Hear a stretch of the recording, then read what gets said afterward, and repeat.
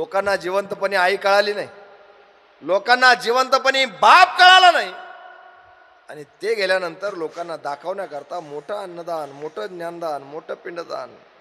मला सांगा, एवढं केल्यानंतर खरंच ते पिंडदानाचं पुण्य खरंच त्यांच्या पदरात पडत असेल का? नाही पडत महाराज. मेल्यावरती रडतो कशाला, उगीच तान नको देऊ घशाला,